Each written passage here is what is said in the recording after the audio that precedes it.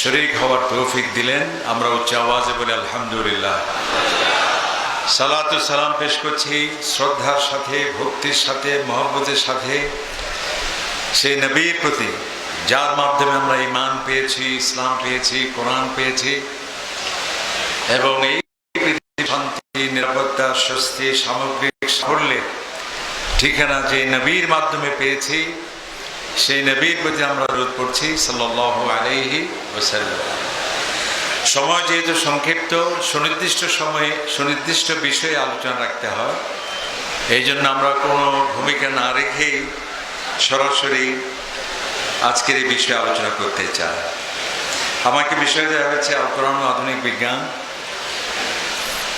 অবশ্যই এই বিষয়ে যিনি আমার আগে বক্তব্য রেখেছেন, আন্তর্জাতিক খ্যাতিসম্পন্ন মুফাসসিরে কোরআন হযরতুল আল্লামা লুৎফুর রহমান সাহেব দামাত বারকাতুহুল আলিয়া, তিনি তাঁর বক্তৃতার শেষে অনেকটা আমার যে সাবজেক্ট ছিল আজকে, সেই সাবজেক্টের উপরেই চমৎকার বয়ান রেখেছেন এবং তিনি একথা বলেছেন যে কোরআনে পাকের প্রত্যেকটি আয়াত, নবীকে ইসলামের প্রতিটি সুন্নাহ, ইসলামের প্রত্যেকটি বিধিবিধান বিজ্ঞানসম্মত। ঠিক কিনা বলুন? যদিও কোরআনুল কারীম কোনো বিজ্ঞানের গ্রন্থ নয়, কেমিস্ট্রির কোনো গ্রন্থ নয়, পদার্থবিজ্ঞানের বিশ্লেষণ করা কোরআনের কোনো লক্ষ্য উদ্দেশ্য নয়, মেডিকেলের সাবজেক্ট অ্যানাটমি, ফিজিওলজি এগুলো ব্যাখ্যা দেওয়া কোরআনের লক্ষ্য নয়, নৃবিজ্ঞান, আকাশ বিজ্ঞান, ভূবিজ্ঞান এগুলো সম্পর্কে বিশ্লেষণ করা কোরআনের মুখ্য উদ্দেশ্য নয়।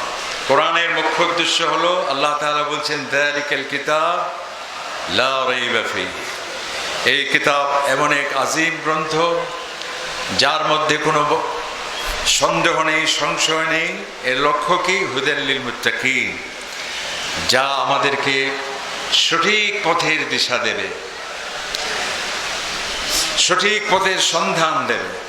কিভাবে আমরা শান্তি পাব, মুক্তি পাব, জীবন ও জগৎ সম্পর্কে নানাবিধ প্রশ্নের উত্তর আমরা কিভাবে সঠিকভাবে পাব, কিভাবে আমাদের শান্তি হবে, আল্লাহ সুবহানাহু ওয়া তাআলার পরিচিতি কিভাবে আমরা পাব, সার্বিক দিক নির্দেশনা দেয়া, এটাই হচ্ছে কোরআনের লক্ষ্য এবং উদ্দেশ্য।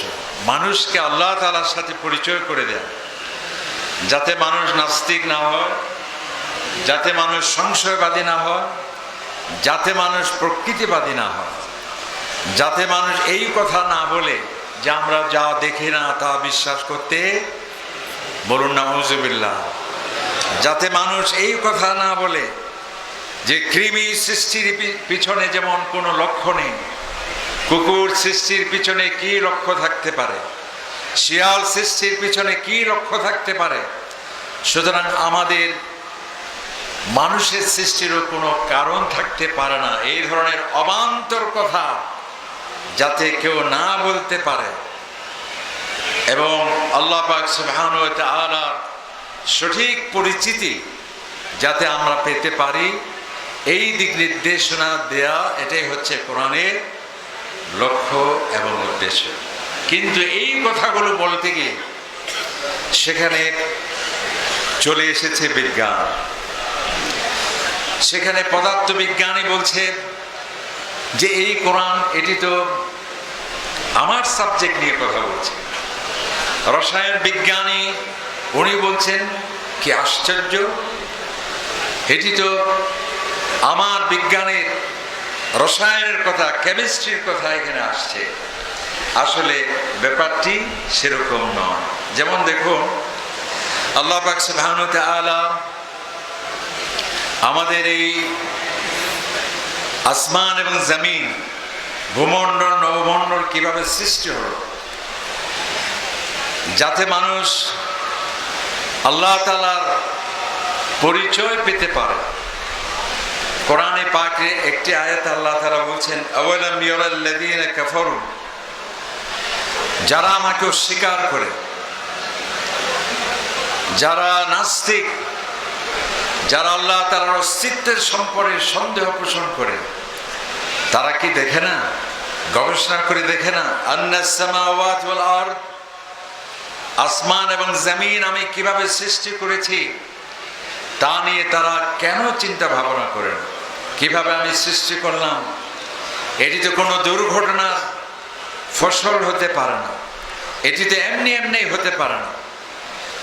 এর প্রত্যেকটি গাণিতিক ব্যবস্থাপনা, সেটি আমি আল্লাহ তাআলা যে সৃষ্টি করেছি তারই প্রকৃষ্ট প্রমাণ। এই কথা বলতে গিয়ে আল্লাহ তাআলা বলেন, আন্নাস সামাওয়াতি ওয়াল আরদ, আসমান এবং জমিন কানাতা রাতকান, এর মূল সৃষ্টির প্রাথমিক পর্বে এক ছিল। আসমান জমিন এক ছিল, একীভূত ছিল, সংযুক্ত ছিল। ফাফাতাকনাহুমা, অতঃপর এটিকে আমি আলাদা করেছি। ওয়াজআলনা মিনাল মা, এবং আমি পানি থেকে সমস্ত প্রাণী, কুল্লা শাইইন হাই, প্রত্যেকটা প্রাণী আমি সৃষ্টি করেছি। সকলে বলুন সুবহানাল্লাহ। দেখুন এই আয়াতে আল্লাহ পাক সুবহানাহু ওয়া তাআলা বললেন, যারা আমাকে অস্বীকার করে তারা কেন চিন্তা করে দেখে না আমি কিভাবে আকাশ সৃষ্টি করলাম, কিভাবে জমিন সৃষ্টি করলাম, এবং এই আসমান জমিন আজকের এই বিশাল সৃষ্টি এক সময় একীভূত ছিল, পরস্পর সংযুক্ত ছিল, অতঃপর এটাকে আমি আলাদা করেছি। দেখুন বিজ্ঞানী অবাক কোরআনে পাকের এই আয়াত দেখে, যে এই আয়াতটি প্রমাণ বহন করে এই কোরআন কোন মানব রচিত গ্রন্থ হতে পারে না। সুবহানাল্লাহ। এই কোরআনটি প্রকৃষ্ট প্রমাণ যে মুহাম্মদ কোন সাধারণ মানুষ নন, তিনি অবশ্য আল্লাহর নবী হবেন। এই আয়াতটাই কেবল বিশাল একটি উদাহরণ। কারণ কি? কারণ বিজ্ঞানীরা বললেন এই আসমান কিভাবে সৃষ্টি হলো, সূর্য কিভাবে সৃষ্টি হলো, চাঁদ কিভাবে সৃষ্টি হলো, বিজ্ঞানীরা অনেক গবেষণা করলেন। তারা দেখতে পেলেন চাঁদে যখন বিজ্ঞানীরা গেলেন, চাঁদের বালি মাটি হুবহু আমাদের পৃথিবীর সাথে প্রায় সাদৃশ্যপূর্ণ। চাঁদে গিয়েছে কিনা মানুষ? গিয়েছে না? সূর্যে যা কিছু আছে এই 9,30,00,000 মাইল দূরে, 13 লক্ষ গুণ বড় পৃথিবী থেকে এই সূর্যে মানুষ না গেলেও এর আয়তন মানুষ জেনেছে, এর দূরত্ব আমরা জেনেছি। এমনকি বিজ্ঞানীরা বলছেন এই সূর্যে যা আছে তার 92% উপাদান আমাদের পৃথিবীর মধ্যেও 92% উপাদান সূর্যের সাথে পৃথিবীর প্রায় মিল। মঙ্গল গ্রহে মানুষ না যেতে পারলেও মঙ্গল গ্রহে যা আছে বালি মাটি পাহাড় পর্বত, যা পাথ ফাইন্ডারের মাধ্যমে আমরা দেখেছি, টেলিভিশনে দেখেছেন, গুগলে আপনারা সার্চ করে দেখতে পাবেন, অনেকটা পৃথিবীর সাথে সাদৃশ্যপূর্ণ। এর বালি মাটি মনে হবে যেন আপনি সৌদি আরবে কুয়েতের কোনো মরুভূমিতে অবস্থান করছেন।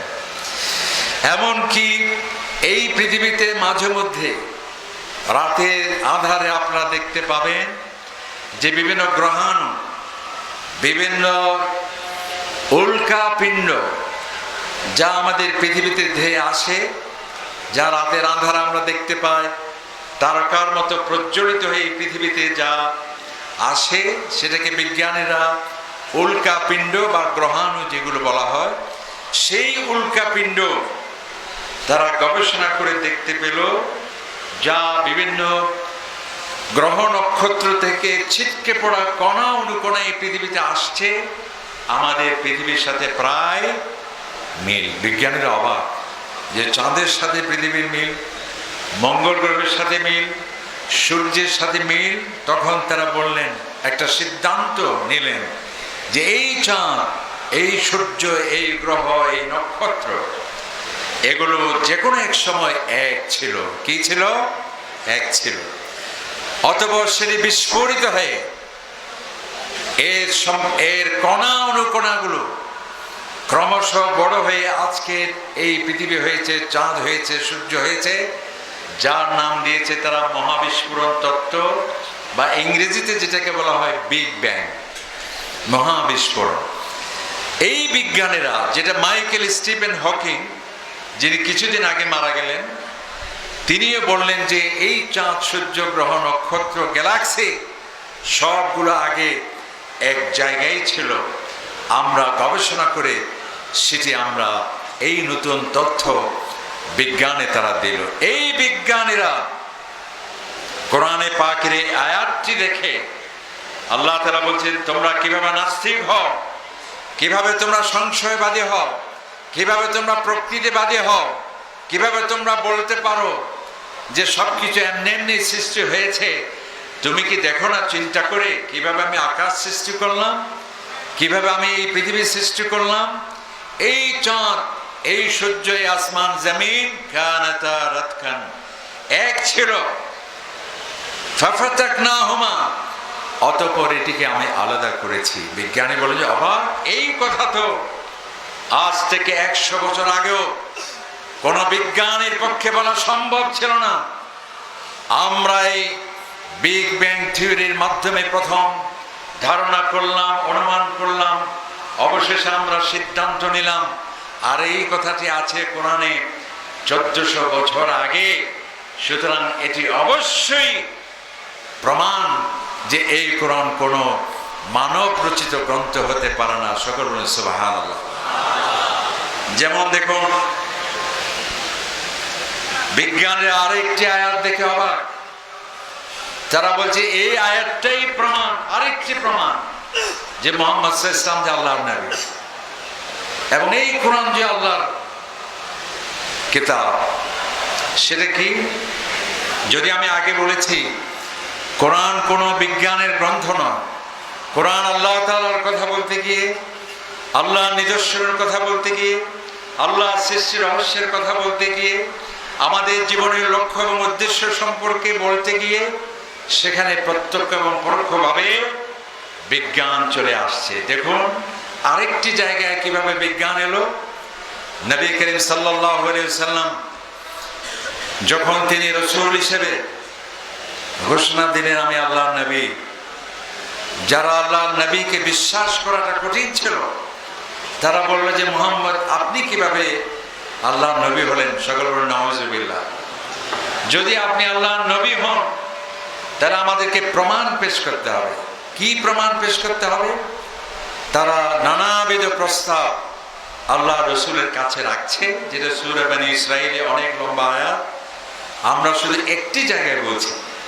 তারা বলছে যে হে মুহাম্মদ, আপনি যদি আল্লাহর নবী হন তাহলে আমাদেরকে একটা জিনিস যদি আপনি দেখাতে পারেন তাহলে আমরা বিশ্বাস করবো আপনি আল্লাহ নবী। সেটা কি?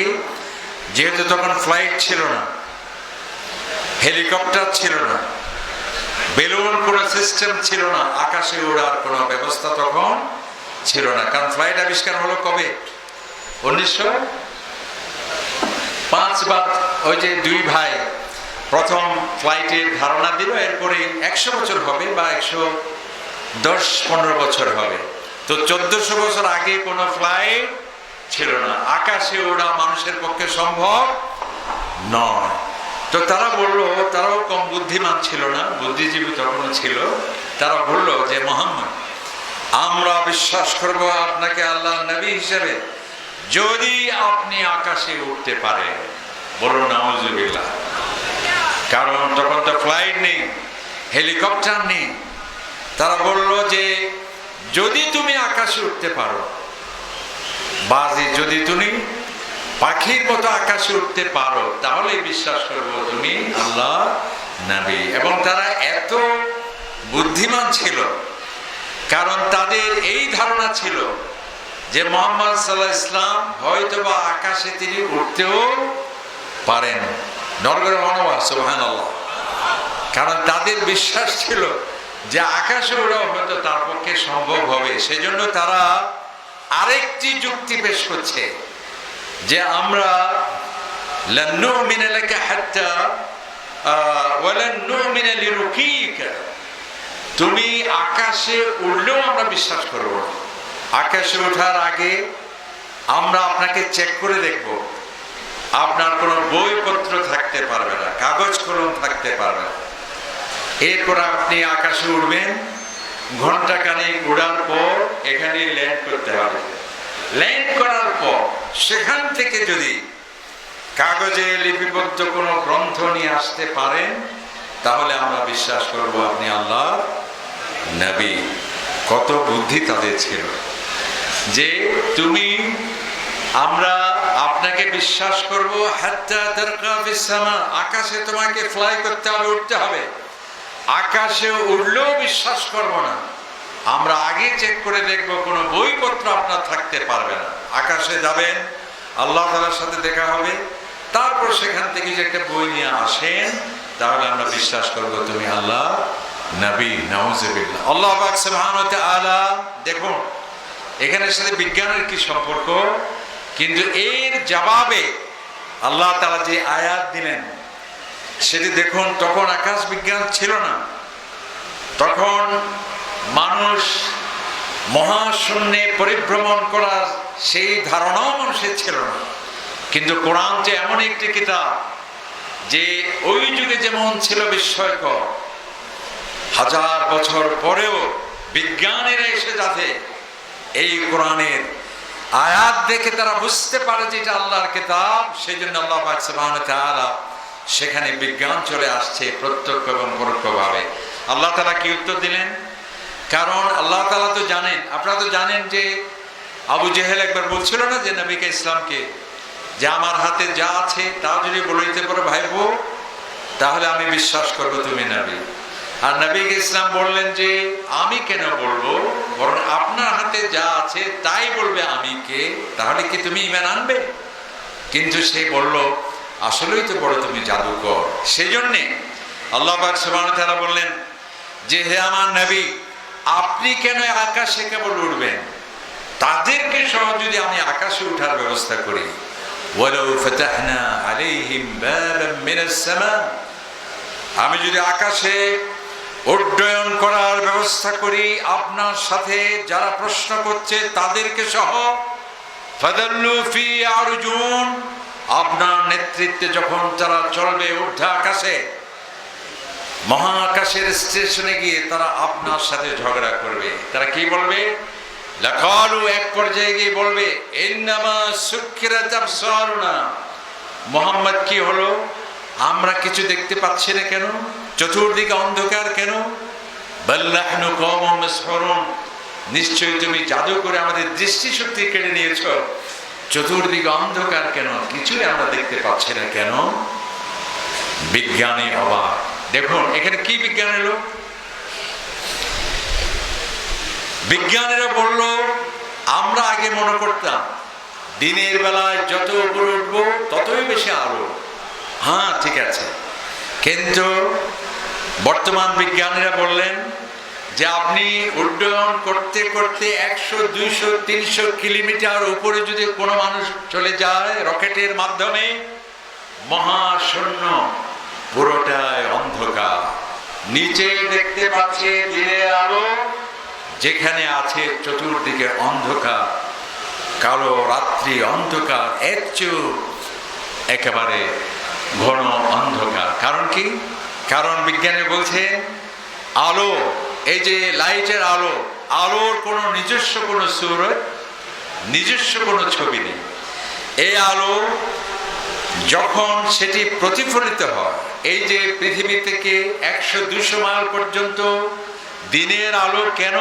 যেটা এখানে বাতাস আছে, অক্সিজেন আছে, কার্বন ডাইঅক্সাইড আছে, ধূলিবালি আছে, নানাবিধ বিভিন্ন গ্যাস প্রকৃতির আছে, যার ফলে আলোটা প্রতিফলিত হয়ে এই দিনের আলোর ঝলকানিতে আমরা তা দেখতে পাই। আর 100-200 কিলোমিটার উপরে যেহেতু সেখানে বাতাস নেই, অক্সিজেন নেই, কার্বন ডাইঅক্সাইড নেই, আলো থাকলেও আলো প্রতিফলিত হওয়ার সেই উপাদান না থাকার কারণে পুরো মহাশূন্যটাই অন্ধকার।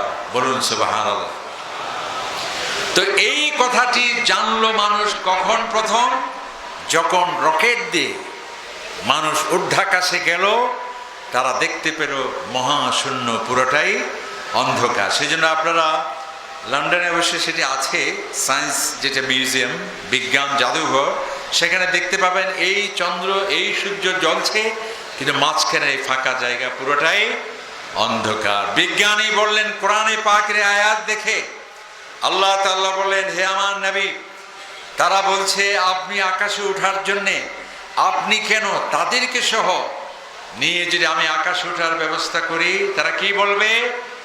এক পর্যায়ে গিয়ে বলবে, চতুর্দিকে অন্ধকার কেন, কিছুই দেখতে পাচ্ছি না কেন? তুমি কি আমাদের জাদু করেছ?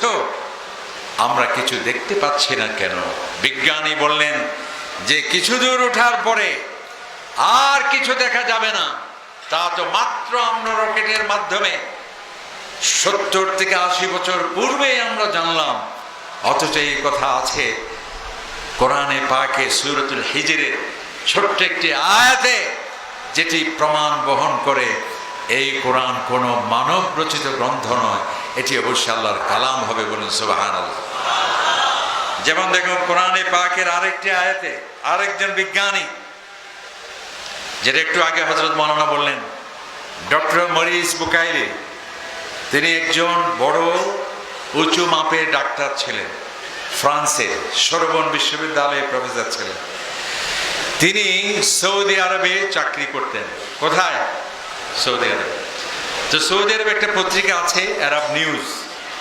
ওই পত্রিকায় তিনি মাঝে মধ্যে, এই যে আজকে আপনারা যেমন বিষয় দিলেন কোরআন বিজ্ঞান, এই বিষয়ে মাঝে মধ্যে সেখানে বিভিন্ন প্রবন্ধ আসতো।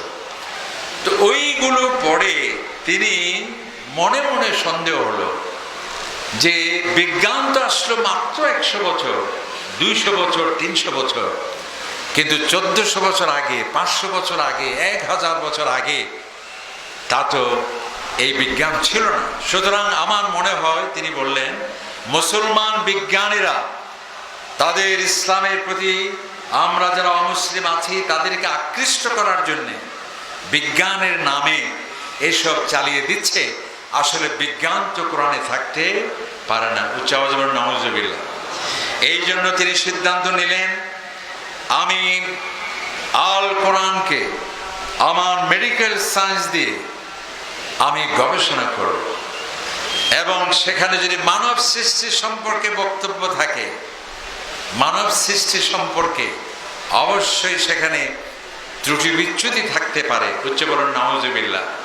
কারণ কি? তিনি বললেন, মানব সৃষ্টি সম্পর্কে বক্তব্য দিতে হলে তাকে মেডিকেলের সাবজেক্ট জানতে হবে, তাকে অ্যানাটমি জানতে হবে, ফিজিওলজি জানতে হবে, এমব্রায়োলজি জানতে হবে। মাতৃগর্ভে একটা শিশু, তার 1 সপ্তাহ বয়স, তখন কিরকম দেখতে, 2 সপ্তাহ বয়স যখন, তখন কিভাবে তার বিকাশ হচ্ছে, 4র্থ 5ম সপ্তাহ, জাস্ট প্রসব করার আগে তার কি দৃশ্য, এগুলো দেখার জন্য তাকে রেডিওলজি জানতে হবে।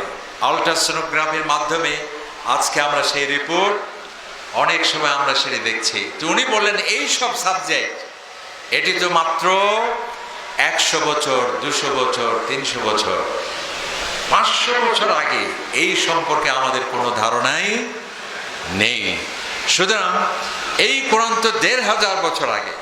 যদি মানব সৃষ্টি সম্পর্কে এখানে বক্তব্য থাকে, তাহলে অবশ্যই এখানে কোনো ত্রুটি বিচ্যুতি বা সত্যের সাথে সাংঘর্ষিকতা সেখানে পাওয়া যেতে পারে। কে বলছেন? Morris Bucaille. এরপর মরিস বুকাইলি আরবি শিখলেন, কোরআন গবেষণা শুরু করলেন। উনি বললেন, আমি অবাক হলাম, অবশেষে মানব সৃষ্টি সম্পর্কে সকল আয়াতগুলো এক জায়গায় নিয়ে আসলাম। আমি অবাক হলাম, কোরআনের ভুল ধরতে গিয়ে কোরআনের আয়নায় আমার ভুল ধরা পড়লো। বলুন সুবহানাল্লাহ। তিনি বললেন, আমরা অবাক হলাম, আধুনিক মেডিকেল কলেজগুলোতে প্রফেসররা মানব সৃষ্টি সম্পর্কে, চিকিৎসা বিজ্ঞানীরা যা বর্ণনা দিচ্ছেন, আর 1400 বছর আগে কোরআন যে বর্ণনা দিয়েছে তার সাথে কোনো অমিল তো নেই, বরং আশ্চর্যজনক মিল মিছিল। এর এক একটি আয়াত প্রমাণ বহন করে এই কোরআন কোনো মানব রচিত গ্রন্থ হতে পারে না। সুবহানাল্লাহ। যেমন একটি আয়াত, এর উপর তিনি দুটি বই লিখেছেন, কোরআন, বিজ্ঞান, বাইবেল। আরেকটি বই লিখেছেন দ্য অরিজিন অফ ম্যান, অর্থাৎ মানুষ সৃষ্টি সম্পর্কে কোরআন কি বলে, মেডিকেল সায়েন্স কি বলে। একটি আয়াত কেবল বলছে, যেখানে আধুনিক বিজ্ঞানের অভাব, চিকিৎসা বিজ্ঞানের অভাব। সেটা কি? এক সময় তাকদীরের উপর বিশ্বাস করা বা এ সম্পর্কে বক্তব্য দেওয়াটা বা সাধারণ মানুষকে বুঝানো আলেমদের জন্য অনেক কষ্টকর ছিল। তাকদীর সম্পর্কে বয়ান করা যেমন কষ্টের ছিল, আবার আধুনিক শিক্ষিত মানুষদেরকে বোঝানো আরো বেশি কঠিন ছিল। কারণ কি? কারণ আধুনিক শিক্ষকরা বলতো যে আমি কি করব আগামীকাল, এটি কিভাবে লেখা থাকবে আগে? আমি কি ক্যান্সারে মরবো না অ্যাক্সিডেন্টে মরবো, এটি কিভাবে আগে লেখা থাকতে পারে? আমার স্বভাব প্রকৃতি কি হবে, আগে কিভাবে লেখা থাকতে পারে? আর এখন মৌলানা সাহেবদের ওয়াজ করার প্রয়োজন নেই, এখন মেডিকেল সায়েন্স এসে ওয়াজ করছে। সেই ওয়াজকে উনি বললেন যে কোরআনে পাকের মাত্র দুটি শব্দের একটি আয়াত। আমার মেডিকেল সায়েন্স অবাক, সমস্ত মেডিকেলের চিকিৎসা বিজ্ঞানী অবাক। সেটা কি? মাত্র দুটি শব্দের আয়াত, মিন নুতফাতিন খালাকাহু ফাকাদ্দারাহু সুম্মা আস-সাবিলা ইয়াসসারা। আল্লাহ তাআলা বলছেন এখানেও যে হে মানুষ, তুমি কিভাবে আমাকে অস্বীকার করো, তুমি আমার সাথে অকৃতজ্ঞ কিভাবে হও, আমি তোমাকে কিভাবে সৃষ্টি করেছি তা কি তুমি একটু তাকিয়ে দেখো না, কিভাবে আমি তোমাকে সৃষ্টি করলাম।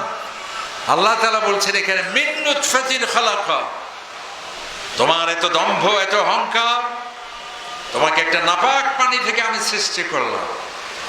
মিন নুতফা অর্থাৎ যেটাকে স্পাম বা কি বলবো, তোমাকে আমি শুক্রকীট থেকে, যেটি পুরুষের থেকে নির্গত, সেই শুক্রকীট যখন মাতৃগর্ভের ডিম্বাণু দ্বারা নিষিক্ত হলো, অর্থাৎ নুতফা থেকে, সে নাপাক পানি থেকে মাতৃগর্ভের তার জরায়ুর সুস্মিক ঝিল্লিতে যখনই সেটি পড়ল, নিষিক্ত হলো, ফাকাদ্দারাহু, অতঃপর সঙ্গে সঙ্গে তার তাকদীরটা আমি ঠিক করে দিই। খেয়াল করুন, আল্লাহ তাআলা বলছে আমি তোমাকে সবেগে নিক্ষিপ্ত পুরুষের সেই শুক্রকীট, সেই মাতৃগর্ভের জরায়ুতে ডিম্বাণু দ্বারা যখন নিষিক্ত হলো, সঙ্গে সঙ্গে আমি তার তাকদীরটা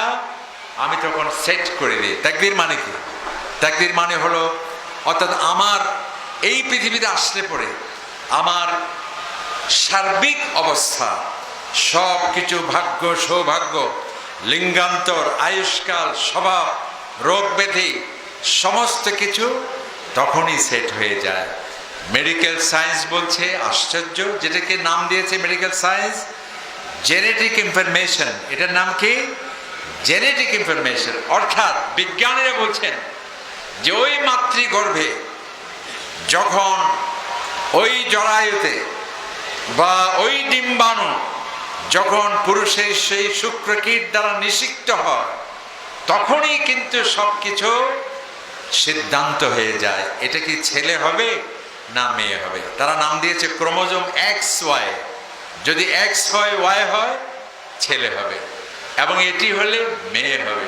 এমনকি তার অসুখ বিসুখ কি হতে পারে, এমনকি তার আয়ুষ্কাল কি হতে পারে, এমনকি তার স্বভাব কি হতে পারে, সমস্ত কিছু তখনই সেট হয়ে যায়। কারা বলছে? বিজ্ঞানী, মেডিকেল সায়েন্স। আর উনি বললেন, আমি অবাক হলাম মোহাম্মদের কোরআন পড়ে, যে এই কথা অত্যন্ত সহজ ভাষা। মেডিকেলের বই ডাক্তার ছাড়া কেউ বুঝে না, ফিজিক্সের বই পদার্থবিজ্ঞানী ছাড়া কেউ বুঝে না, কিন্তু কোরআন হলো আশ্চর্য, সেটি সাধারণ মানুষও বুঝতে পারছে।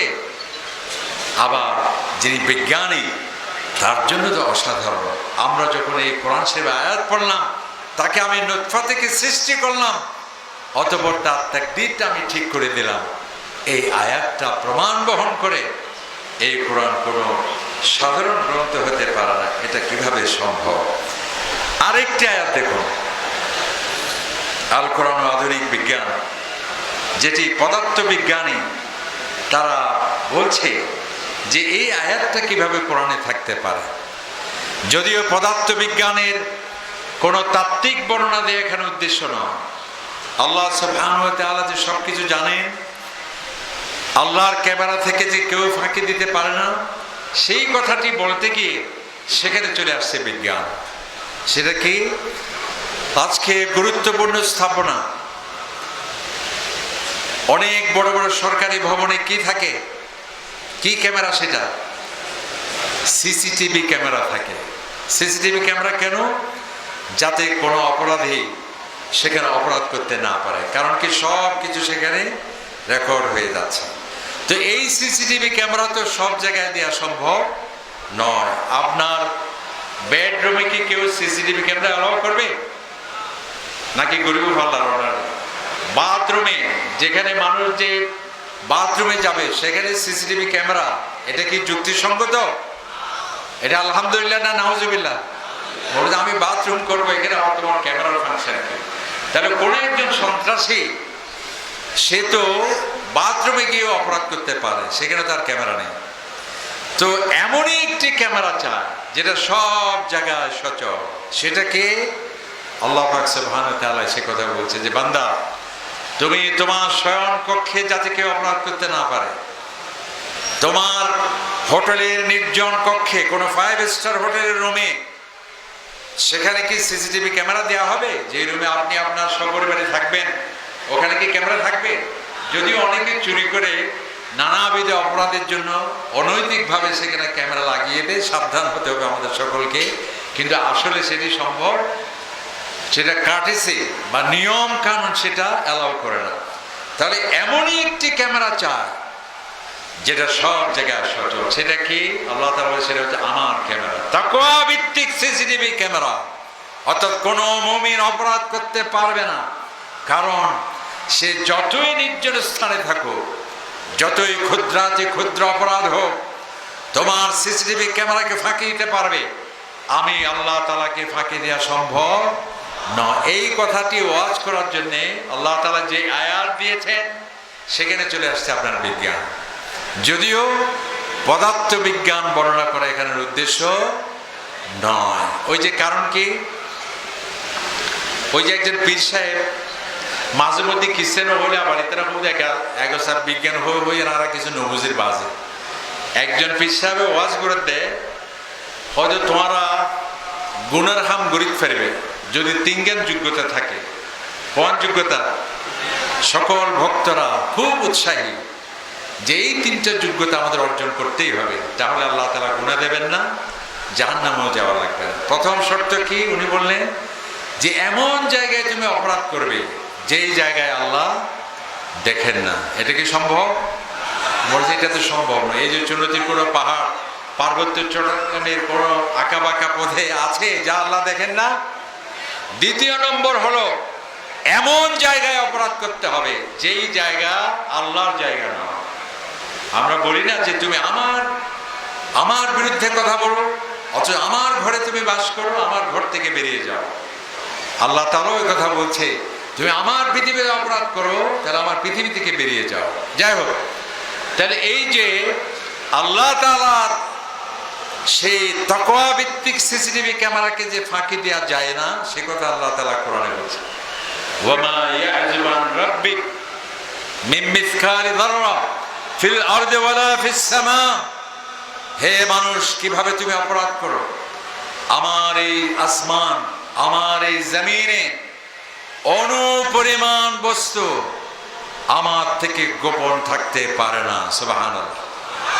যাররা পরিমাণ বস্তু আমার থেকে লুকিয়ে থাকতে পারে না। এতটুকুন যদি কোরআনের আয়াত হতো, আজকের বিজ্ঞানীরা বলতো যে তোমার সেই কোরআন 1400 বছর আগের কোরআন, সেখানে বলা হয়েছে অনুপরিমাণ বস্তু আল্লাহ থেকে গোপন থাকতে পারে না। আর আজকে আমরা আধুনিক বিজ্ঞানীরা প্রমাণ করেছি অণু থেকেও ছোট জিনিসের অবস্থান, যেটাকে পরমাণু আমরা বলছি, এই পরমাণু হয়তো বা তোমার আল্লাহ তাআলা নাও জানতে পারেন। বলুন নাউজুবিল্লাহ। সেই জন্য আল্লাহ তাআলা বলছেন, আসমান জমিনের অনুপরিমাণ বস্তু আমার থেকে লুকিয়ে থাকতে পারে না। এমনকি ওয়ালা আসগারা মিন যালিক, এই অণু থেকে ছোট জিনিসও আমি আল্লাহ তাআলা থেকে লুকিয়ে থাকতে। পদার্থবিজ্ঞানে অবাক, আসমান জমিনের অণু পরিমাণ জিনিস আল্লাহ থেকে লুকিয়ে থাকতে পারে না।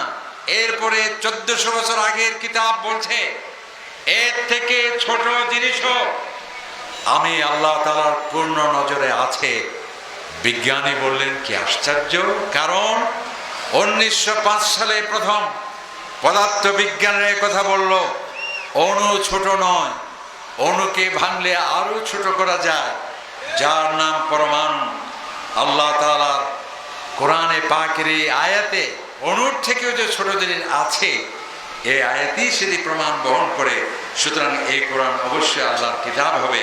উচ্চ আওয়াজে বলি সুবহানাল্লাহ। যেমন আরেকটি আয়াতে দেখুন, আল্লাহ পাক সুবহানাহু ওয়া তাআলা বলছেন, সেখানে কোরআনে পাকে বিভিন্ন জায়গায় এই কথা আসছে।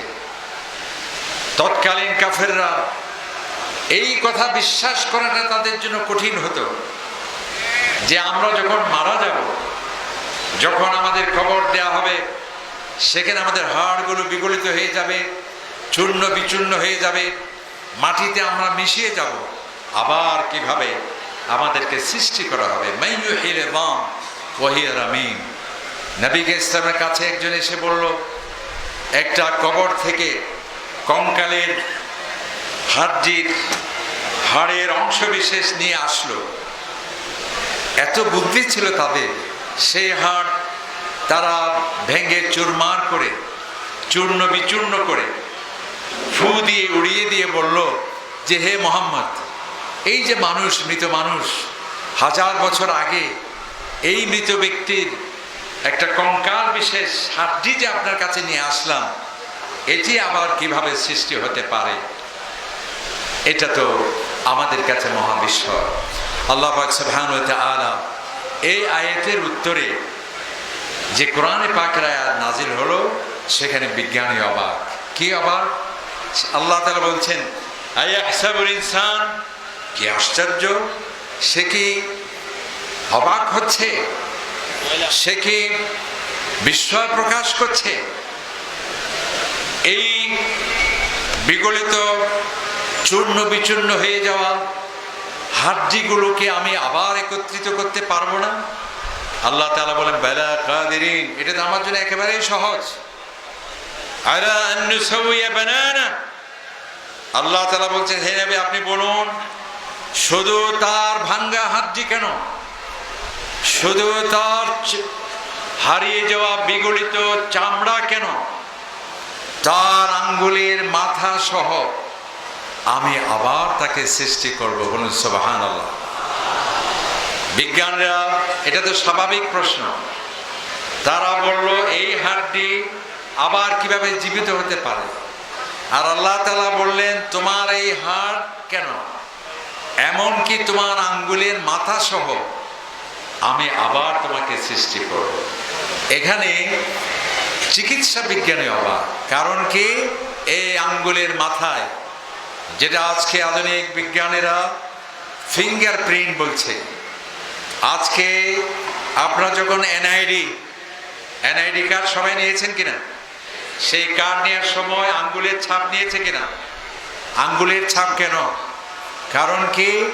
প্রত্যেকটা মানুষের এই আঙ্গুলের যে রেখাগুলো আছে, এই রেখাগুলো এতই সূক্ষ্ম, এগুলো আমাদের বয়স যখন আমাদের মাতৃগর্ভে 100 থেকে 120 দিন, তখনই এই বৃদ্ধাঙ্গুলো, এই ফিঙ্গারপ্রিন্ট সেখানে সৃষ্টি হয়।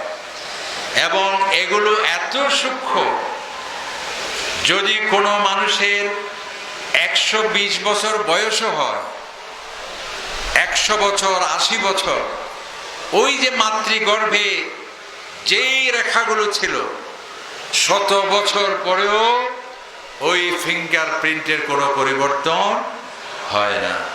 এবং এগুলো এত আশ্চর্যপূর্ণ একজন মানুষের কণ্ঠের সাথে আরেকজন মানুষের কণ্ঠ মিলে যায়, একজন মানুষের চেহারার সাথে হয়তোবা যমজ সন্তান যারা আছে অনেকটা শনাক্ত করা কঠিন হয়ে যায়, কিন্তু একজন মানুষের এই ফিঙ্গারপ্রিন্ট আরেকজন মানুষের 500 কোটি মানুষ, 1000 কোটি মানুষ, একজন মানুষের ফিঙ্গারপ্রিন্টের সাথে আঙ্গুলের ছাপের সাথে আরেকজন মানুষের আঙ্গুলের ছাপের কোনো মিল, বলুন না সুবহানাল্লাহ। আল্লাহ তাআলা বলেন, হে নাস্তিক, হে সংশয়বাদী, হে প্রকৃতিবাদী, হে পরকাল স্বীকারকারী, তুমি আশ্চর্য হচ্ছ, তুমি মরে যাওয়ার পর পচে যাওয়া এই লাশ আমি সৃষ্টি করব না? তোমার শরীর তো বটেই, এমনকি তোমার আঙ্গুলের যে ফিঙ্গারপ্রিন্ট ছিল সেই ফিঙ্গারপ্রিন্ট সহ আমি আল্লাহ তাআলা আবার তোমাকে সৃষ্টি করব, বলুন সুবহানাল্লাহ। বিজ্ঞানের আবার যে এই 1400 বছর আগের কোন গ্রন্থে আঙ্গুলের মাথায় এই ফিঙ্গারপ্রিন্ট তার সম্পর্কে ইঙ্গিত থাকবে, এটি তো অবশ্যই আল্লাহ তাআলার কালাম হবে, কোন মানুষের পক্ষে সেটি রচনা করা সম্ভব নয়। যেমন দেখুন, আরেকজন সমুদ্র বিজ্ঞানী, যিনি শিপের ক্যাপ্টেন, অমুসলিম ক্যাপ্টেন, তার কলিগ ছিল কো ক্যাপ্টেন বা ফার্স্ট অফিসার, কোরআনে পাকের আয়াত তেলাওয়াত করছে। এই আয়াতটি পড়ে বলল যে অসম্ভব, এই আয়াতটি তো কোরআন শরীফের আয়াত হতে পারে না। সেটা কি? যে আয়াতটি আমরা প্রতিনিয়ত পড়ছি সূরাতুর রহমানে, মারাজাল বাহরাইন ইয়ালতাকিয়ান বাইনাহুমা বারযাখুন লা ইয়াবগিয়ান, মারাজাল বাহরাইন ইয়ালতাকিয়ান বাইনাহুমা বারযাখুন লা ইয়াবগিয়ান ফাবিআই আলাই রাব্বিকুমা তুকাযযিবান। এই আয়াত আমরা কত সুর করে পড়ছি, কারি সাহেব সুরলিত কণ্ঠে পড়ছে, আমরা মুগ্ধ হচ্ছি। মৌলানা সাহেব কানে আঙ্গুল দিয়ে সুর করে সুন্দর করে ওয়াজ করছে, আমরা স্লোগান দিচ্ছি, কিন্তু এই আয়াতের মাঝে কি আছে দেখুন। একজন অমুসলিম বিজ্ঞানী, অমুসলিম সমুদ্র বিজ্ঞানী, তিনি অবাক হচ্ছে যে কোরআনে কিভাবে সম্ভব এই আয়াতটি থাকা, আর যদি থেকেই থাকে তাহলে এটি মুসলমানদের কোনো ধর্মীয় গ্রন্থ কেবল নয়, এটি অবশ্যই আল্লাহর কালাম হবে। কি আছে সেখানে? আল্লাহ তাআলা সেখানে বলছেন, 2 সাগর এক জায়গায়, যেখানে মোহনা, বাইনাহুমা বারযাখ, মনে করেন প্রশান্ত মহাসাগর, আরেকদিকে আটলান্টিক মহাসাগর, এই 2 সাগরের মোহনা যেখানে, সে সম্পর্কে বয়ান দিচ্ছেন আল্লাহ পাক সুবহানাহু ওয়া তাআলা। যেখানে ভূমধ্য সাগর, লোহিত সাগর এক জায়গায় যেখানে মিলিত হয়েছে, যেখানে বঙ্গোপসাগর, ভারত সাগর এক জায়গায় যেখানে মিলিত হয়েছে, সেই মহাসমুদ্রে 2 সমুদ্রের মোহনা, এটি কোনো মানুষ শিপের আগে, আজ থেকে 100-200 বছর আগেও সেই মহাসমুদ্রের মিলন কেন্দ্র দেখতে কিরকম সেটি বলা মানুষের পক্ষে সম্ভব ছিল না। আল্লাহ তাআলা বলছে, 2 সাগর এক জায়গায় একত্রিত হলো, তুমি কি দেখতে পাও সেখানে এই সমুদ্রের পানি, পার্শ্ববর্তী সমুদ্রের পানি, তার রং, তার বর্ণ, তার বৈশিষ্ট্য, তার সাধারণ ধর্ম, পার্শ্ববর্তী সাগরের সাথে ধর্ম, বর্ণ, রং, বৈশিষ্ট্য সম্পূর্ণ অমিল, একটির সাথে আরেকটি বৈচিত্র্যপূর্ণ। উচ্চ আওয়াজে বলুন সুবহানাল্লাহ। আল্লাহ তাআলা আরেক জায়গায় বলছেন, আম্মান জাআলা বাইনাল বাহরাইন হাজিজা, হে মানুষ, তুমি কিভাবে নাস্তিক হও, কিভাবে আমাকে অস্বীকার করো? 2 মহাসমুদ্র, মাঝখানে কোনো আড়াল নেই, কোনো প্রতিবন্ধকতা নেই, অথচ এই পানি, এই সাগরের পানি এই দিকে যেতে পারে না, এর বর্ণ অমুক পার্শ্ববর্তী প্রবাহিত পানির সাথে তার অস্তিত্ব বিপন্ন হতে পারে না। এটি আমি আল্লাহ ছাড়া কে করতে পারে? তো ওই সমুদ্র বিজ্ঞানী বললেন যে এটি কিভাবে কোরআনে থাকবে, কারণ আমরা বিজ্ঞানীরাই দুই মহাসমুদ্রের মিলন স্থল আমরা দেখেছি। যখন শিপের মাধ্যমে, সেই উড়োজাহাজের মাধ্যমে, কিংবা অনেক উঁচু স্থানে গিয়ে যখন আপনি দুই সাগর দেখতে পাবেন, মনে হবে যেন মাঝখানে এক রাস্তা। আসলে রাস্তা নয়, কারণ এই সাগরের পানি একরকম, পার্শ্ববর্তী সাগরের পানি ভিন্ন রকম। তো আজ থেকে ১৫০০ বছর আগে, যখন সমুদ্র বিজ্ঞান ছিল না, মেরিন সায়েন্স ছিল না, ওশেন সায়েন্স ছিল না, অ্যাকোয়াকালচার ছিল না, অথচ দুই মহাসমুদ্রের মোহনা সম্পর্কে এই বর্ণনা তো কোরআনে থাকা মানেই হলো এই কোরআন অবশ্যই আল্লাহ তাআলার কালাম হবে, কোনো মানুষের বাণী হতে পারে না। যেমন আরেকটি জায়গায় আল্লাহ পাক সুবহানাহু ওয়া তাআলা বলছেন, সেখানে আরেকটি বৈজ্ঞানিক তত্ত্ব আসছে। সেটা কি? আল্লাহ পাক সুবহানাহু ওয়া তাআলা বলছেন, সুবহানাল্লাযী খালাকাল আযওয়াজা কুল্লাহা মিম্মা তুনবিতুল আরদ ওয়া মিন আনফুসিহিম ওয়া মিম্মা লা ইয়ালামুন। আল্লাহ তাআলা বলছেন, সেই মহাপবিত্র, সে মহান সত্তা আল্লাহ পাক সুবহানাহু ওয়া তাআলা, যিনি আমার সমস্ত সৃষ্টিকে জোড়ায় জোড়ায় সৃষ্টি করেছে। কি সৃষ্টি জোড়ায় জোড়ায়? আগে আমরা মনে করতাম পুল্লিঙ্গ স্ত্রীলিঙ্গ কেবল আছে মানুষের মধ্যে, কেবল আছে প্রাণীর মধ্যে, গরু ছাগল, এর মধ্যেই শেষ। মশা মাকড় প্রজাপতি এর মধ্যেই শেষ। কিন্তু আজকে বিজ্ঞানী এসে বলল, শুধু প্রাণীতে নয়, এই জোড়াভিত্তিক সৃষ্টি কৌশলতা শুধু মানুষের মধ্যে নয়, শুধু প্রাণী জগতে নয়, এমনকি যে গাছপালা উদ্ভিদ, এর মধ্যেও জোড়া ভিত্তিক রহস্য সেখানে আছে। বলুন সুবহানাল্লাহ। শুধু তাই নয়, শুধু গাছপালা কেন, এমনকি অবচেতন পদার্থ, যেটাকে ইলেকট্রন, নিউট্রন, প্রোটন বলা হচ্ছে, সেখানে পর্যন্ত জোড়া ভিত্তিক সৃষ্টি কুশলতা বিদ্যমান। সুবহানাল্লাহ। এই যে লাইট জ্বলছে, সেখানে দুটি তাপ, অনেকটা সেখানেও জোড়া ভিত্তিক পজিটিভ নেগেটিভ এই দুটির সমন্বয়ে কিন্তু লাইট জ্বলছে। তাহলে আজ থেকে ২০০ বছর আগেও যদি কোনো মানুষ বলতো যে গাছের মধ্যে পুল্লিঙ্গ আছে স্ত্রীলিঙ্গ আছে, ইলেকট্রন নিউট্রন প্রোটনের মধ্যেও জোড়া ভিত্তিক সৃষ্টি কুশলতা আছে, তাকে মানুষ কি বলতো? এই বিজ্ঞানীরা কোরআনে পাকে এই আয়াতটি দেখে অবাক হলো যে আমরা যে বলছি এখন উদ্ভিদের জোড়া আছে, অবচেতন পদার্থেও জোড়া আছে, এই কথা আছে মুহাম্মদের কোরআনে ১৪০০ বছর আগে। আল্লাহ তাআলা বলছেন, সেই মহান পবিত্র আল্লাহ তাআলা, আল্লাযী খালাকাল আযওয়াজা কুল্লাহা, সব কিছু আমি জোড়ায় জোড়া সৃষ্টি করেছি। কি কি?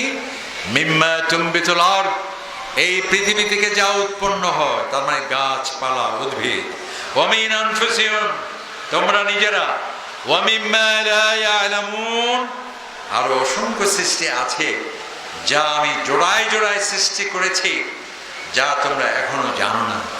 বিজ্ঞানীরা অবাক যে উদ্ভিদে জোড়া আছে, এমনকি ইলেকট্রন নিউট্রন প্রোটনেও জোড়া ভিত্তিক সৃষ্টি কুশলতা আছে, তা মুহাম্মদের কোরআনে আছে আজ থেকে ১৪০০ বছর আগে। সুতরাং অবশ্যই এই কোরআন আল্লাহর কালাম হবে। আরেকটি আয়াতে দেখুন, আল্লাহ পাক সুবহানাহু ওয়া তাআলা সূরাতুল আম্বিয়ায় বলছেন, এই পুরো আয়াতটি বিজ্ঞানে ভরা।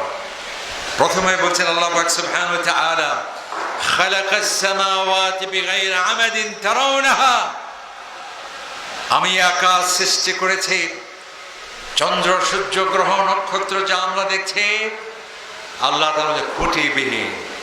যদি আমরা আমাদের নানীরা দাদিরা গল্প শুনিয়েছেন আমাদের, চাঁদে কি আছে? বুড়ি আছে, বুড়ির মাথার চুল আছে, বট গাছ আছে, আমরা সেই 20 বছর আগেও গল্প শুনেছি, যখন ভূকম্পন হতো, ভূমিকম্প হতো, তখন এই ধরনের একটা বিশ্বাস ছিল যে এই পৃথিবী দুইটা বা একটা গরুর শিংয়ের উপর অবস্থিত। একটি শিংয়ের উপর পৃথিবী, আরেকটি শিংয়ের উপর আসমান জমিন অন্যান্য কিছু। যখন গরু ক্লান্ত হয়ে যায় তখন এক শিং থেকে আরেক শিঙে যখন এটাকে পরিবর্তন করা হয় তখন একটু নড়াচড়া হয়, এই জন্যেই ভূমিকম্প হয়। নাউজুবিল্লাহ মিন যালিক। এই কাহিনী, এই ঘটনা আজ থেকে 50 বছর আগেও হতো। আর আজ থেকে 1500 বছর আগে কোরআনে পাকে আল্লাহ তাআলা বলছেন, চন্দ্র কেন, সূর্য কেন, গ্রহ নক্ষত্র গ্যালাক্সি যা কিছু আছে, বেগাইর আমাদিন, সব শূন্যের উপর ভাসছে। বলুন না সুবহানাল্লাহ। কোন স্তম্ভ নেই, যেটাকে তার মধ্যে মধ্যাকর্ষণ শক্তির বলয়ে সব কিছু চলছে সুনির্দিষ্ট নিয়মে, স্ব কক্ষপথে পরিভ্রমণ করছে। আল্লাহ তাআলা যেটা বলেছেন, ওয়াকুল্লুন ফি ফালাকি ইয়াসবাহুন, সব কক্ষপথে ঘুরছে। এরপর আল্লাহ তাআলা বলছেন, আমি এই পৃথিবীর পর পর্বতমালা দিয়েছি, পাহাড় সৃষ্টি করেছি। কেন? এই পৃথিবীকে 3 ভাগ জল, 1 ভাগ স্থল, ঠিক কিনা? 3 ভাগ পানি নাকি, আর 1 ভাগ স্থল। বিজ্ঞানীরা বলছেন যদি পুরোটাই পানি হতো পৃথিবী, তাহলে বর্তমান পৃথিবীর যা ওজন, যা ভর, তার 1/5 হতো, অর্থাৎ 5 ভাগের 1 ভাগ হতো। যদি যা পৃথিবীর বর্তমান ওজন তা যদি পৃথিবীর 1/5 হতো, তাহলে এই পৃথিবীর অস্তিত্ব বিলীন হয়ে যেত। সূর্য বা অন্য কোনো গ্রহে সেটি বিলীন হয়ে যেত, তার ভারসাম্যপূর্ণ অবস্থান হতো না। আবার যদি পৃথিবী পুরোটাই মাটি হতো, তাহলে বর্তমান যা ওজন আছে এই ওজন তার চেয়ে দ্বিগুণ হতো, ডাবল হতো। তাহলে তাও পৃথিবীর জন্য হতো বিপজ্জনক। সুনির্দিষ্ট কক্ষপথে, যেহেতু আমাদের এই পৃথিবী সূর্য থেকে প্রায় 9,30,00,000 মাইল দূরে, যদি সেটা 6 কোটি মাইল দূরে চলে যেত, জলে পড়ে কয়লা হয়ে যেত। আবার যদি সেটি হালকা হতো, অনেক দূরে অবস্থান করত, আর সূর্যের প্রয়োজনীয় তাপের অভাবে এর অস্তিত্ব বিপন্ন হয়ে যেত। এই জন্য আল্লাহ তাআলা বলছেন, আমি পাহাড় সৃষ্টি করেছি। কি জন্যে? ওয়ালকা ফিল আরদি রাওয়াসিয়া। এই যে চুনতিতে তো পাহাড়, চট্টগ্রামে তো পাহাড়, পৃথিবীর বিভিন্ন জায়গায় যে পাহাড়, এই পাহাড় কোনো উদ্দেশ্যবিহীন নয়। আল্লাহ তাআলা বলছে, এটি তোমাদের এই পৃথিবী যাতে ভারসাম্যপূর্ণ থাকে, আনতামিদ বিকুম, যাতে তোমাদের এই পৃথিবীর যা কক্ষচ্যুত হয়ে চন্দ্র বা সূর্য বা অন্য কোনো গ্রহের কাছে যাতে সেটি যেতে না পারে, এই জন্যে আমি ভারসাম্য রক্ষা করার জন্যে এই পাহাড় পর্বত সৃষ্টি করেছি। বিজ্ঞানের অবাক যে এটি কিভাবে সম্ভব। আজ থেকে 1500 বছর আগে কোরআনে পাকে সেই কথা আল্লাহ পাক সুবহানাহু ওয়া তাআলা বলেছেন। সুতরাং এই কোরআন অবশ্যই আল্লাহর বাণী হবে। এরপর আল্লাহ তাআলা বলছেন, ওয়াজআলনা আস-সামা সাকফান মাহফুযা। দেখুন আল্লাহ তাআলা বলছেন, আমি এই তোমাদের উপর যে নবমণ্ডল, এই আকাশকে ছাদ হিসেবে সৃষ্টি করেছি। এই যে আমাদের মাথার উপর, এটা কি? এটার নাম কি? এর নাম কি? ওয়া সামিয়ানা। আচ্ছা, আমাদের ঘরের ছাদ থাকে কিনা? কেন থাকে ছাদ? কেন?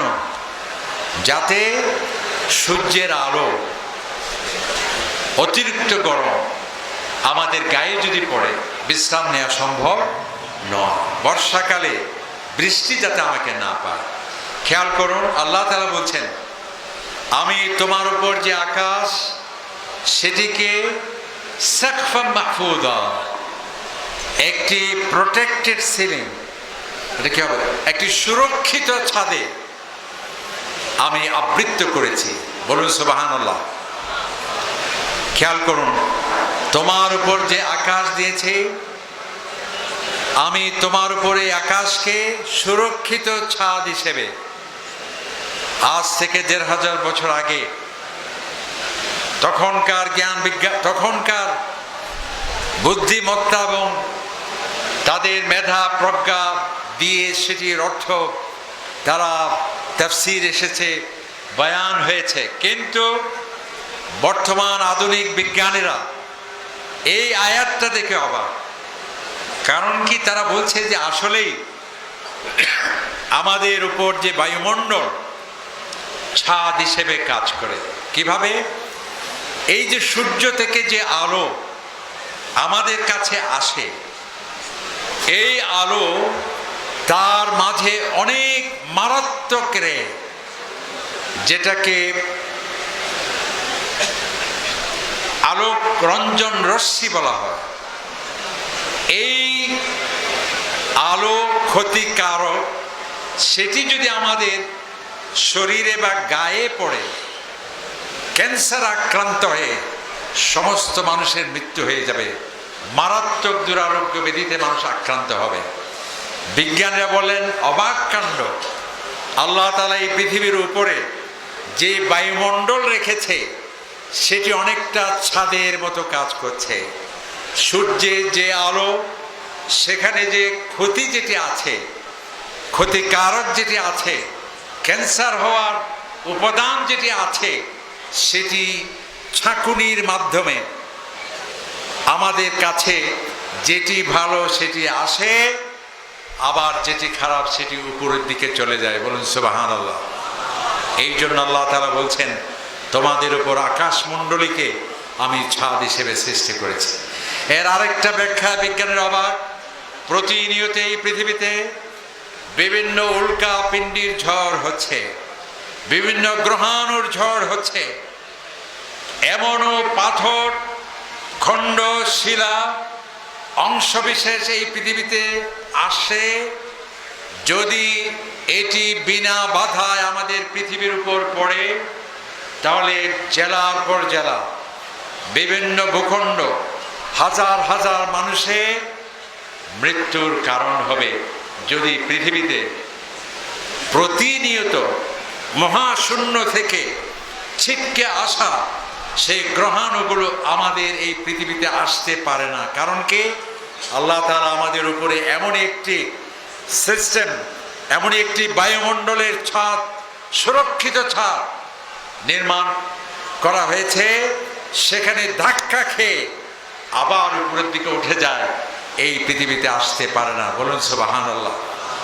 বিজ্ঞানীরা অবাক যে এই কথা, যা বায়ুমণ্ডল ছাঁকুনির মতো কাজ করে, ছাদের মতো কাজ করে, যা বিভিন্ন গ্রহাণুর ঝড় থেকেই পৃথিবীকে সুরক্ষিত রাখে এবং সূর্যের মারাত্মক ক্ষতিকারক রে থেকে সমগ্র মানবতাকে উদ্ধারের জন্যে অত্যন্ত অটোমেশন, স্বয়ংক্রিয়ভাবে যে সুন্দর ব্যবস্থাপনা আমরা আধুনিক বিজ্ঞানীরা জানলাম মাত্র কিছুদিন আগে।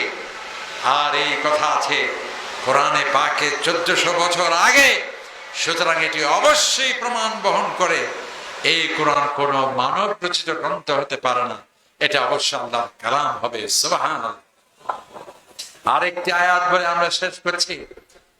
আধুনিক বিজ্ঞান আর কোরআন দেখুন, ডারউইন যিনি মানুষ সম্পর্কে সবচেয়ে আপত্তিকর এবং অসম্মানজনক কথা বললেও, এই মানুষ সম্পর্কে সে বলেছে যে মানুষ বানর থেকে সৃষ্টি। বলুন নাউযুবিল্লাহ। আর এই ডারউইনই প্রথম একটা ইতিবাচক উক্তি করলো, যা বিজ্ঞানীদেরকে কোরআনের প্রতি ঈমান আনা, এই কোরআন যে আল্লাহর কিতাব, সেটি প্রমাণের জন্য উৎকৃষ্ট একটি প্রমাণ হলো। সেটা কি? ডারউইনই প্রথম বলেছে শুধু আমাদের ভাষা কেবল আছে তাই নয়, প্রাণীদেরও ভাষা আছে। এই কথা বলেছে কে প্রথম? ডারউইন। ডারউইন যিনি আমাদেরকে বানরের সন্তান বলেছে, সে বলেছে একটা ইতিবাচক কথা যে প্রাণীদের কি আছে? ভাষা আছে। শুধু প্রাণীদের ভাষা আছে তাই নয়, এখন আধুনিক বিজ্ঞানীরা প্রমাণ করছে, এই যে আমরা মোবাইলের মাধ্যমে SMS দেই, আমাদের আগে একটি প্রাণী 1000 বছর আগে SMS দিচ্ছে প্রতিনিয়ত। সেই প্রাণীর নাম কি বলুন তো দেখি? এটা আমরা বিজ্ঞানে পড়েছি ছোটবেলায়, সেটা হলো প্রজাপতি। তার পাখাতে সেখানে আঘাত সৃষ্টি করে সেখানে অপর একটি প্রজাপতির প্রতি সে সিগন্যাল দিতে পারে। এমনকি তিমি মাছ মহাসাগরে 500 মাইল দূরে অবস্থিত আরেকটি তিমি মাছকে সিগন্যাল দিতে পারে তার সুনির্দিষ্ট সাংকেতিক ভাষার মাধ্যমে। এমনকি তাদের শুধু ভাষা আছে তাই নয়, লন্ডনের জাদুঘরে সুরক্ষিত আছে। আমাদের কেবল সাংস্কৃতিক অনুষ্ঠান হয় না, আমরা এই কেবল সাহিত্যের মাধ্যমে, কবিতার মাধ্যমে, ছন্দের মাধ্যমে, সুরলোহিনীর মাধ্যমে, সুন্দর আবৃত্তির মাধ্যমে সাহিত্যের আসর কেবল আমরাই জমাই না। তিমি মাছেরও সঙ্গীত আছে, আছে কেবল তাই নয়, বিজ্ঞানের রেকর্ড করে সেখানে লন্ডনের জাদুঘরে আছে, সেটি সুরক্ষিত। আল্লাহ পাক সুবহানাহু ওয়া তাআলার কালামে বিজ্ঞানের অবাক যে পাখিদের ভাষা আছে, একথা বলছে আমরা এখন, অথচ এটি আছে কোরআনে 1500 বছর আগে কয়েকটি আয়াত।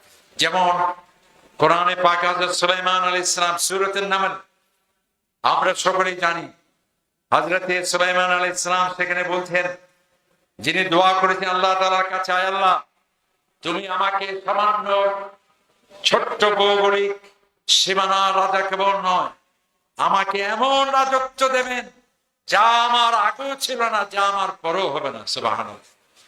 আল্লাহ তাআলা তাকে এমন রাজ ক্ষমতা দিলেন, শুধু মানুষের নয়, তিনি বলছেন উল্লিমনা মানতিকাত তাইর। দারুণ অবাক, প্রাণী বিজ্ঞানী অবাক। হযরত সুলাইমান বলছেন পাখিদের শুধু ভাষা আছে তাই নয়, আল্লাহ তাআলা আমাকে পাখির ভাষা শিক্ষা দিয়েছেন। বলুন সুবহানাল্লাহ। যখন তিনি রাষ্ট্রীয় কুচকাওয়াজে যাচ্ছিলেন, আমরা মনে করি যে কুচকাওয়াজ এটি হলো আমাদের আধুনিকতা। 1000 বছর আগে কেবল নয়, আজ থেকে 3-4 হাজার বছর আগে কুচকাওয়াজ সম্পন্ন হচ্ছে কোরআনের আয়াতে। হযরত সুলাইমান আলাইহিস সালামের সেনাবাহিনী তিনি প্রস্তুতি নিচ্ছিলেন, যাবেন। এমনই এক কুচকাওয়াজের প্রাক মুহূর্তে এক পিপীলিকা ভাষণ দিচ্ছে তার জাতির উদ্দেশ্যে, এই রাস্তা দিয়ে যাবে সুলাইমানের বিশেষ বাহিনী, কুচকাওয়াজ সম্পন্ন হবে, সাবধান, নিরাপদ ঘরে তোমরা ফিরে যাও, না হয় এই বিশাল সেনাবাহিনীর পদতলে তোমরা মৃত্যু অনিবার্য। সুলাইমান আলাইহিস সালাম তার বক্তব্য শুনে ফাতাবাসসামা দাহিকান মিন কওলিহা, এই পিপীলিকার বক্তব্য শুনে তিনি হাসলেন। আর বর্তমান বিজ্ঞানী অবাক হয়ে হাসলেন যে পিপীলিকার ভাষা আছে যা আমরা জানলাম মাত্র, আর কোরআন বলছে 1500 বছর আগে, আর এটার বাস্তব প্রমাণ আরো 1000 বছর আগে। বলুন সুবহানাল্লাহ। এই হচ্ছে আল কোরআন কারীম। সুতরাং জ্ঞান বিজ্ঞান যদিও কোরআন বিজ্ঞানের গ্রন্থ নয়, কেমিস্ট্রি বর্ণনা দেওয়া কোরআনের লক্ষ্য নয়, আকাশ বিজ্ঞানে কিভাবে তুমি রকেট নিয়ে তুমি কিভাবে যাবে তার লক্ষ্য উদ্দেশ্য নয়, কিন্তু মনে রাখতে হবে যত বিজ্ঞান এগোবে ততই প্রমাণিত হবে সন্দেহাতীত ভাবে কোরআন সত্য, আল্লাহর নবী সত্য, ইসলাম সত্য, আল্লাহ সত্য, সেটি প্রমাণ হবে। বলুন সুবহানাল্লাহ। এটা কোনো মাওলানা সাহেবের কৃত্রিম কোনো বক্তব্য নয়, মুসলিম উম্মার কোন লোভ দেখানো কোনো বক্তব্য নয়, কোরআনে পাকের আয়াত। আল্লাহ তাআলা কোরআনে পাকের সাথ করছেন, সানুরিহিম আয়াতিনা, আমি আমার আয়াত সময় এমন ভাবে প্রতিবাদ হবে হাত্তা ইয়াতাবায়ানা লাহুম, তোমাদের কাছে এটি সুস্পষ্ট ভাবে প্রমাণ হবে আন্নাহুল হক, এই কোরআন সত্য, ইসলাম সত্য, নবী সত্য। এবং কেউ যদি বলে থাকে ধার্মিকতা বিজ্ঞান মনস্ক জাতি গঠনে বাধা, বিজ্ঞানের উৎকর্ষ সাধনে প্রতিবন্ধকতা, অনেক বিজ্ঞানী উৎকণ্ঠা পেশ করছে, অনেক ধর্ম পণ্ডিতরা তাদের বিস্ময় প্রকাশ করছে, তারা ভীত সন্ত্রস্ত। জ্ঞান বিজ্ঞান যেভাবে এগিয়ে যাচ্ছে, আমার ধর্মীয় অস্তিত্ব কতটুকু থাকবে? আমরা বলতে পারি সেটি তোমাদের হয়তো ভয় থাকতে পারে, তোমাদের হয়তো ভীতি থাকতে পারে, তোমাদের হয়তো সংশয় থাকতে পারে। একমাত্র শুধুমাত্র কেবলমাত্র একটি গ্রন্থ, সেটা চেনে ছড়ে দিচ্ছে।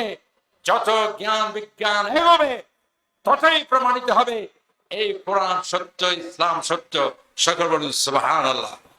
বিজ্ঞানের সাথে কোরআনের সাংঘর্ষিকতা হতে পারে না। যেই কোরআনের প্রথম স্লোগানই হচ্ছে ইকরা, তোমাকে পড়তে হবে, তোমাকে জানতে হবে। যেই কোরআনে বলা হচ্ছে লা ইয়াস্তাবিল্লাযীনা ইয়ালামুন ওয়াল্লাযীনা লা ইয়ালামুন, যারা জানে যারা জানে না কখনো সমান হতে পারে না। যেই কোরআনে বলা হচ্ছে বিজ্ঞানের উৎকর্ষতার পথে বাধা যেই সব উপাদান, কোরআনই সেগুলোকে অপসারণ করেছে। না জেনে কথা বলা বিজ্ঞানের বিকাশে বাধা। আল্লাহ তাআলা নিষেধ করছেন ওয়ালা তাকফু মা লাইসা লাকা বিইলম, যে বিষয়ে জ্ঞান নেই সে বিষয়ে কথা বলার অধিকার তোমার নেই। আন্দাজের উপর কথা বলা, বিজ্ঞান সেটি মানতে চায় না। তোমার বিজ্ঞানের আগে আমার কোরআনে সে কথা বলেছে ওয়ালা তাত্তাবিল হাওয়া, আন্দাজের উপর কথা বলা সেটি সমীচীন হবে না। ইন্নাদ-দান্না লা ইউগনি মিনাল হাক্কি শাইয়া, আল্লাহ তাআলা বলছেন, কোরআনই বলছে আন্দাজ দিয়ে কোন মহা সত্যকে নির্ণয় করা সম্ভব নয়। বিজ্ঞানী বলে যা তুমি বলবে তার সপক্ষে যুক্তি থাকতে হবে।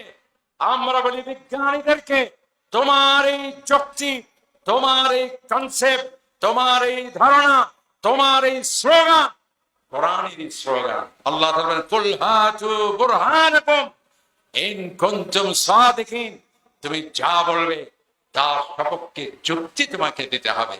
সুতরাং এই সত্যের পৃথিবীতে লুকায়িত রহস্যাদি সত্যের বিকাশে, অসত্যের বিনাশে জ্ঞানের যে বিকল্প নেই। আমাদের চোখ দিয়ে কান দিয়ে দেখে পড়ে জ্ঞান অর্জন করতে হবে, এবং যা দেখেছি যা শুনেছি এটাকে আরো সেটাকে উৎকর্ষ সাধনের জন্য বিবেককে কাজে লাগাতে হবে। সেই বাণী তো কোরআনই বলেছে। আল্লাহ তাআলা বলছে সেই মানুষ যার চক্ষু আছে কিন্তু সে মহাসত্যকে দেখতে পায় না। লাহুম আযানুন লা ইয়াসমাউনা বিহা, তার কান আছে, এই কান দিয়ে কত কিছু সে শুনে কিন্তু আমাকে শুনতে পায় না, সত্যকে শুনতে পায় না। লাহুম কুলুবুন লা ইয়াফকাহুনা বিহা, তার বিবেক আছে, সে যা দেখেছে যা শুনেছে সেটাকে আরো বর্ধিত করার জন্য বিবেককে কাজে লাগায় না। উলাইকা কালানা, কে বলেছে সে মানুষ? এত চতুষ্পদ জন্তু এর চাইতেও জঘন্য। আসুন আমরা একথাই বলার চেষ্টা করেছি, বিজ্ঞানের সাথে কোরআনের কখনো সংঘর্ষ হতে পারে না। পারে না কেন? একথা বলে শেষ করছি। কারণ বিজ্ঞানী যে বলছে সূর্য সম্পর্কে বলছে, এই সূর্য কার? আল্লাহ তাআলা। সুতরাং সূর্যের স্রষ্টা যেই বর্ণনা দেবে, আর সৃষ্টি যদি ওই সৃষ্টিকে সে জানতে পারে সঠিক তথ্যটি, তাহলে স্রষ্টার বাণীর সাথে কখনো সাংঘর্ষিকতা হতে পারে না। আসুন এই কোরআন, এটি আমাদের হেদায়েতের কিতাব, তিবিয়ানান লিকুল্লি শাই, সমস্ত কিছু বর্ণনা দিয়েছে আমি এই কোরআনে। ওয়ালাকাদ ইয়াসসারনাল কোরআন, এই কোরআন সহজ করে আমি নাজিল করেছি। আসুন এই কোরআন আমরা পড়ি, এই কোরআন আমরা জানি, এই কোরআন আমরা বাস্তব জীবনে আমল করি। আল্লাহ পাক সুবহানাহু ওয়া তাআলা সেই তৌফিক দান করুন। এই বলে আমার সংক্ষিপ্ত আলোচনা শেষ করছি। আসসালামু আলাইকুম ওয়া রাহমাতুল্লাহি ওয়া বারাকাতুহু।